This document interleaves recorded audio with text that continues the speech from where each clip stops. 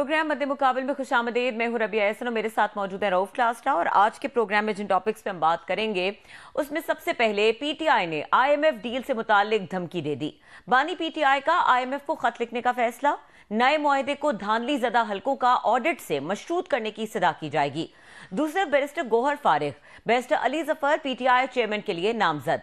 बानी पीटीआई ने चंद माह में ही अपना फैसला क्यों बदल लिया, इसकी तफसीलात आपके साथ शेयर करेंगे। इसके अलावा बात करेंगे मौलाना फजलुर रहमान ने मौजूदा असेंबली को बेवुकत करार दे दिया। पर्दे के पीछे कोई और होगा, बड़े इल्जामात लगा दिए। धांधली ज़दा इलेक्शन के खिलाफ एहतजाज का ऐलान। इसके अलावा बात करेंगे साबिक कमिश्नर रावलपिंडी अपने संगीन इल्जामात से मुकर गए। चट्टा ने झूठ बोलने पर कौम से माफी मांग ली। एक सियासी जमात के रहनुमा के कहने पर सब कुछ किया, बड़ा एतराफ। इसके अलावा बात करेंगे सोशल मीडिया पर इलेक्शन 2024 के नताइज पर प्रोपेगेंडा करने वालों के खिलाफ घेरा तंग। चीफ जस्टिस को टारगेट करने वाला एक किरदार पकड़ा गया। लिस्टें तैयार, अहम नाम शामिल, जेआईटी तश्कील दे दी गई। खुसूसी तफसीलात इस हवाले से भी आपके साथ शेयर करेंगे। और क्लासेस अब स्टार्टिंग फ्रॉम बानी पीटीआई, जो बैरिस्टर अली जफर ने आज एक बड़ा स्टेटमेंट दिया। उन्होंने कहा जी बानी पीटीआई जो है वो आईएमएफ को खत लिखने जा रहे हैं और उस खत को मशरूत कर दिया। उन्होंने कहा कि जी ये जमहूरियत के खिलाफ है कि इस तरह के इलेक्शंस के बाद कोई भी आलमी इदारा जो है वो ऐसी गवर्नमेंट के साथ इंगेज करे। तो कैसे देख रहे हैं स्ट्रैटेजी को? तो खान साहब को तो 2 मिनट के लिए हम छोड़ देते हैं कि उन्होंने एक डिमांड की, उन्होंने डिस्कस किया और उन्होंने कहा पार्टी लीडरों को जाएं और ये स्टेटमेंट इशू करें। आपको पहले याद होगा शौकत तरीन साहब थे, आपकी दफ़ा अली जफ़र ने किया। मुझे थोड़ा सवाल पूछने अली जफ़र साहब से और शौकत तरीन साहब से। खान साहब हो सकते गुस्से में हूँ, विक्टम हैं, जेल में हैं, हाल्ट हैं, सज़ाएँ हुई हैं, उनको हुई हैं, उनकी मिसेस को बुशरा साहिबा को हुई हैं। एक लंबा ट्रायल है जो उन्होंने फेस किया, उनकी पार्टी ने फेस किया, रियासती इदारों ने बहुत सारी ज़्यादतियाँ की होंगी। बंदे रिएक्शन में आके फिर इस तरह के वो नहीं देखता होता कि इन मेरे फैसलों से, मेरे एक्शन से मुझे ये मुल्क को, सोसाइटी को और 24 करोड़ लोगों को क्या नुकसान हो सकता है। उनको भी हो सकता है, जो ये 2-2.5 करोड़ लोगों ने जिन्होंने खान साहब को वोट डाला है वो भी इंक्लूडेड है। अगर आईएमएफ डील करने थे उनको छोड़ दें, खान साहब को रिएक्शन होते हैं, इंसान है, इतनी बड़ा लीडर कोई नहीं होता कि अपने मुल्क को और अपने मुआशरे को, लोगों को आगे करे और अपनी पर्सनल जो मिजरीज हैं, दुख हैं, गम हैं या मतलब ट्रायल हैं और डील्स हैं उनको पीछे करिए। बड़े रेयर लोग होते हैं, मतलब दुनिया की तारीख में रहे ज़रूर हैं लेकिन पाकिस्तान की हद तक कोई नज़र नहीं आता कि अपने ऊपर ले के मुल्क और सोसाइटी को बचाए। मुझे जो गिला शिकवा है ना पहले शौकत तरीन से था, अब मुझे अली जफर साहब से है। आप लोगों को खुद अंदाजा है कि खान साहब आपको क्या कह रहे हैं। अपने वर्कर्स को, अपने फॉलोअर्स को कुछ थोड़ा समझाएं ज़रा कि जो हम जो बात कह रहे हैं इसके कंसिक्वेंसेस क्या हो सकते हैं।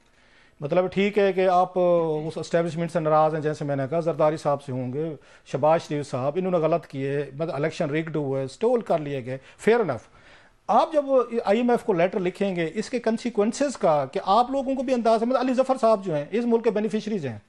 ही बिलोंग्स टू द मतलब इलिटिस्ट क्लास। इनके वाले साहब असम जफर साहब बहुत बड़ा नाम थे, वजीर भी रहे, एक दफ़ा नहीं कई दफ़ा रहे। ये खुद इस वक्त सेनेटर हैं और बड़ा नाम है इनका, इन अली जफर साहब का। इन्होंने को खान साहब से थोड़ा सा डला किया कि सर ये काम हमें नहीं करना चाहिए। मतलब शौकत तरीन जैसा बंदा, अगर उन पे FIR हुई थी उस वक्त, अगर उनका ट्रायल हो जाता। शौकत तरीन साहब के बारे में एक बात हमेशा मैं कहता होता था, जब उन्होंने पहले किया था और जो शेख रशीद ने कहा था कि बरूदी सुरंगें बिछा कर गए थे इमरान खान साहब जो है, नई हुकूमत आएगी तो ये सारे का सारा मुल्क फटेगा और ये भी फटेंगे, सारे उड़ जाएंगे क्योंकि खान साहब को निकाला है। वो बरूदी सुरंगें क्या थी? वो बरूदी सुरंगें यही थी कि उन्हें जनवरी-फरवरी में 2022 में जब उन्हें पता चला कि मैंने ये बहर जाने वाला हूँ, ये तरीक़त में एतमाद आ रही, उन्होंने कहा जनाब आने वाली हुकूमतों को हमने मुश्किल में डालना है। मुश्किल में एक ही सूरत में डालेंगे कि डॉलर इस वक्त 155-160 पे है, आईएमएफ के साथ डील तोड़ें और जो ही दुनिया को पता चलेगा कि पाकिस्तान की आईएमएफ की डील ख़राब हुई, इन्वेस्टर भी भाग जाएगा, आपकी मार्केट वोलेटाइल होगी, पैनिक फैलेगा, डॉलर ऊपर जाएगा। ये महंगाई को कंट्रोल करके देखें, डॉलर भी महंगा होगा, इंपोर्ट भी महंगी होंगी और फिर ये पाकिस्तान के हाथ से चीज़ें निकल जाएंगी, इकॉनमी फिर आपकी कोलैप्स करेगी। खान साहब न्यू दैट, शौकत तरीन न्यू दैट। इन्होंने जानबूझ के वो किया, वही कुछ हुआ। डॉलर 155 से 160 से वो ऊपर गया, पहले 188 तक गया, फिर 182 पे सेटल हुआ। ये बाद में है, इसमें इसाक डार साहब ने अपनी ईगो यूज़ की, उन्होंने सितंबर तक उन्होंने साइन नहीं करने दिए। मिफ्ता इस्माइल साहब को करने दे तो डॉलर 220 पे रुक जाता। उन्होंने 6 महीने मजीद डिले किया, डॉलर 300 से ऊपर चला गया। पहले खान साहब और उनके ये वजीर थे जिन्होंने अगर दुश्मनी की इसके साथ, इकॉनमी के साथ की और मुल्क के साथ की। उसके बाद डार साहब आ गए, उन्होंने मिफ्ता इस्माइल साहब को हटा के मजीद क्यास पैदा किया। सो उस वक्त भी एक बंदा था जिसने इस बात को चेक किया था कि हम गलत कर रहे हैं, वो थे मोहसिन लगारी साहब। जब उनको शौकत तरीन ने फ़ोन किया था, जो टैपें सामने आई थी कि जनाब वो उसको चेयरमैन साहब का हुक्म है कि IMF की जो डील हो रही है, जब PTM हुकूमत बन गई थी, हमने डील नहीं होने देनी, आप ख़त लिखें IMF को। तो उन्होंने कहा सर अगर हम IMF की डील नहीं होने देंगे, मुसल्लम लगारी ने कहा, इससे स्टेट को नुकसान नहीं होगा। ही न्यू दैट कि अगर हम ये काम नहीं होने देंगे इसकी रिपरकशन क्या हो सकते हैं मुल्क के लिए, मुआशरे। पाकिस्तान रहा तो फिर उसके बाद आप सब कुछ कर लीजिएगा। वो कि हाँ हो सब ये होगा तो सही, लेकिन चेयरमैन साहब का हुक्म है, क्योंकि चेयरमैन साहब को हटाया, मतलब इमरान खान साहब को। ऐसे वहाँ तैमूर झगड़ा साहब ने किया, वो जो थे उन्होंने इसी तरह लेटर लिखा, IMF को लेटर लिखे गए।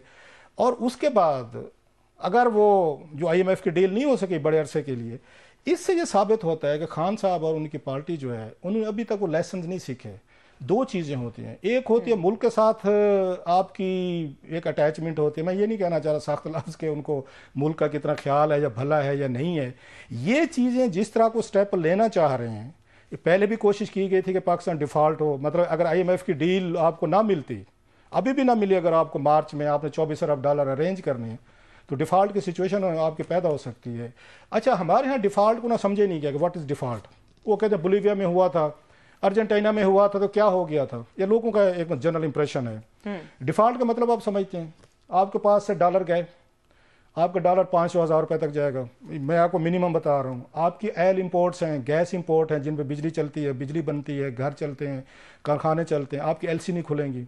आपके जो बिल्स जो पेमेंट करते होते हैं इंटरनेट के, आपने पेमेंट्स करनी है, आपने दवाएं इंपोर्ट करनी है, आपकी फ़्लाइट्स इंटरनेशनल जो आनी है, जिनको पेमेंट जो हैं आप डॉलरों में कर रहे हैं, दुनिया के साथ बिजनेस कर रहे हैं, आपकी LCs नहीं खुलेंगी। LC नहीं खुलेंगी तो मुल्क में आपकी दवाएं, पेट्रोल, डीजल, मतलब नेम एनीथिंग धीरे धीरे आना बंद हो जाएंगी। जो बात कहते हैं ना कि श्रीलंका वाले हालात पैदा हो जाएंगे, ultimately these things lead to chaos, anarchy and unrest and sort of civil war. But here's a question क्लास साहब कि अगर इस तरह का सिनेरियो है और बानी पीटीआई इस वक्त सिर्फ सेल्फिशली सोच रहे हैं, ही इज जिस तरह वो अपने सर्वाइवल की जंग लड़ रहे हैं, इसको इस तरह से देख लें। बट बात यह है कि जब पहले खबरें आई थी कि बनी गाला में IMF का वक्त जो है वो बानी पीटीआई से मिला है, उस वक्त he was not a convict, उनको इस तरह सजा नहीं हुई भी थी। अभी वो सजा याफ्ता है, पार्क पे मिले थे शायद, मैं गलत नहीं कह रहा था, लाहौर में शायद मुलाकात हुई थी जी। तो अगर अभी इस सिचुएशन में जब वो जेल में हैं, सजा याफ्ता हैं, उनकी स्ट्रैटेजी अपनी तरफ, लेकिन IMF का रिस्पॉन्स क्या देख रहे हैं? क्या कोई इम्कान है कि मुलाकात होगी अडयाला जेल में, या IMF उनके सजा याफ्ता होने की वजह से उनकी बात पे कान नहीं धरेगा?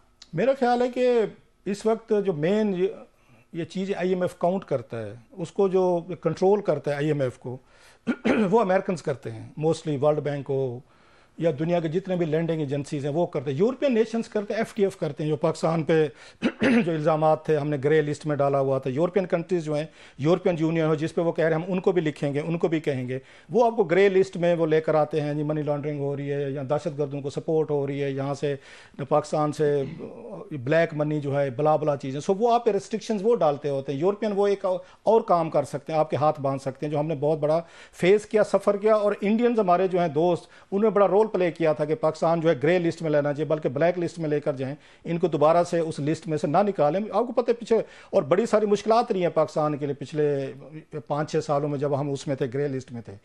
अब ये जो वहाँ पे जो IMF वाली बात है, अमेरिकन डील करते हैं। और अमेरिकन का जो बयान आया है वो बड़ा इंटरेस्टिंग है। उन्होंने खान साहब के हामियों को या उनकी पार्टी को भी खुश किया है कि जनाब के यहाँ पे इरेगुलरिटी जो हुई है, पाकिस्तान को इन्वेस्टिगेट करना चाहिए अपने कवानीन के तहत, अपने जो आपके लॉज हैं उनके तहत जो इरेगुलरिटीज़ की शिकायतें आई हैं उनको आप ज़रा वो करें, उनको इन्वेस्टिगेट करें। साथ में उन्होंने कहा जनाब कि हम नई हुकूमत के साथ काम करने को भी तैयार हैं।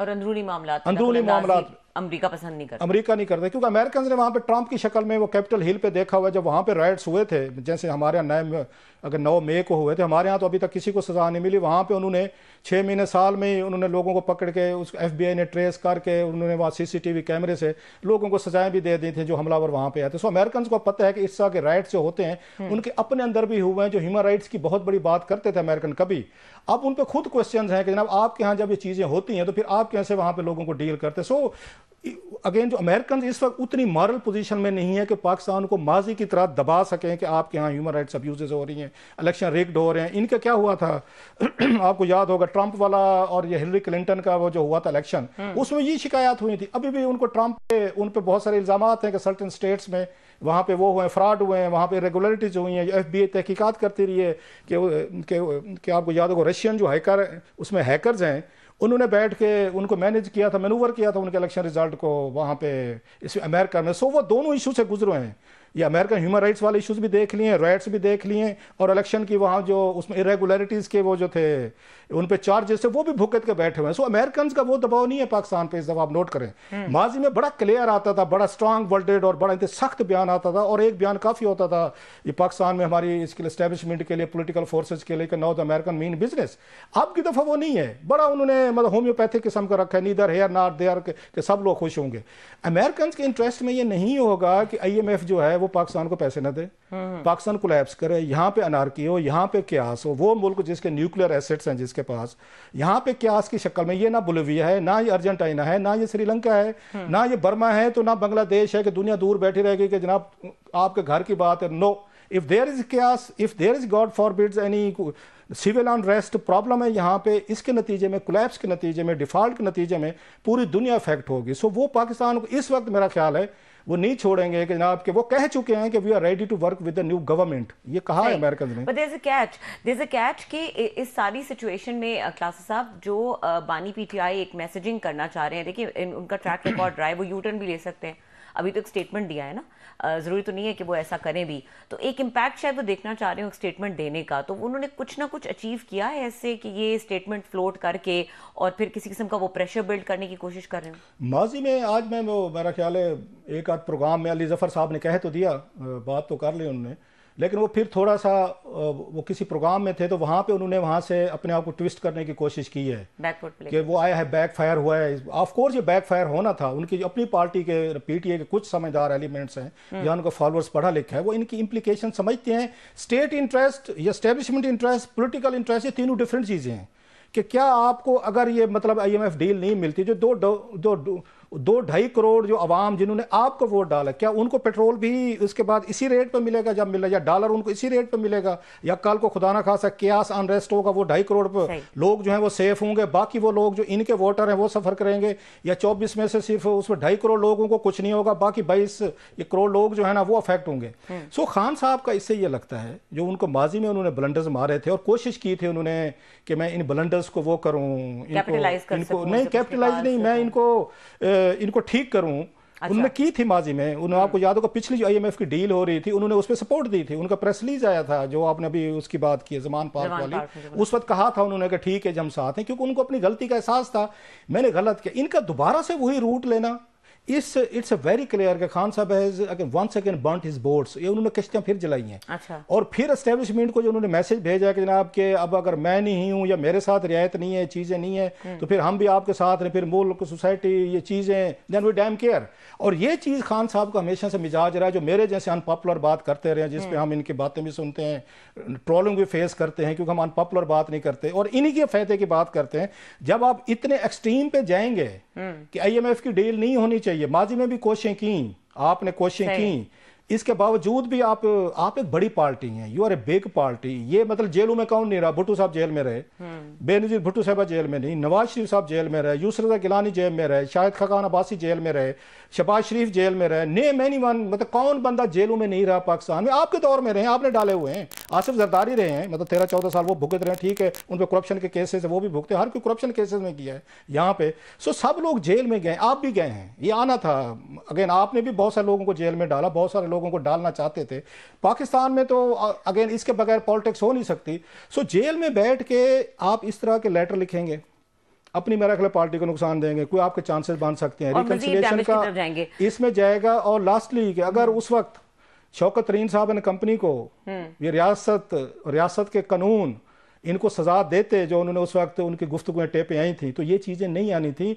और ये शुक्र करें शौकत तरीन साहब कि ये अगर इसी तरह के स्टेटमेंट, इसी तरह की टेलीफोन टैपिंग जो उन्होंने सामने आई थी कि रियासत के खिलाफ जो उस वक्त स्टेप्स लिए जा रहे थे कि IMF डील नहीं होगी, मुल्क खुदा ना खासा कोलैप्स करे या डिफॉल्ट, अगर ये होते नॉर्थ कोरिया में, अगर होते ये ईरान में, अगर होते ये चाइना में, अगर होते सऊदी अरब में, और अगर होते रशिया में, और शौकत तरीन साहब इस तरह का देते बयान या इस तरह वो जाते पकड़े, तो फिर शौकत तरीन साहब फिर पता है वहां पे क्या इनके साथ। शुक्र करें पाकिस्तान जैसा मुल्क है, nobody bothers, nobody care. Shaukat Aziz साहब जो हैं, शौकत तरीन उन्होंने इतना बड़ा बयान दिया, इतनी बड़ी बात की उन्होंने इस मुल्क के खिलाफ की, और कुछ हुआ नहीं। और कुछ एक FIR हुई, उनको पहले कहा जी मुल्क से भाग जाए, वो भाग जाए, FIR हुई, फिर पता चला जनाब सुलह हो गई है। सो पावरफुल इंस्टीट्यूशन हर जगह इन बड़े लोगों के दोस्त बैठे हुए हैं। शौकत तरीन को अगर उस पर निशान इबरत बनाया जाता उस बात पे कि आपने एक बड़े क्रिटिकल मौके पे पाकिस्तान को डिफॉल्ट करने की कोशिश की है, जिसे पाकिस्तान ना खुदा ना खासा बड़े सीरियस कंसिक्वेंसेस होते, ये चीज़ें नहीं होनी चाहिए। और बाकी ये थोड़े से पार्टी के लोग हैं, इनको हिम्मत करनी चाहिए।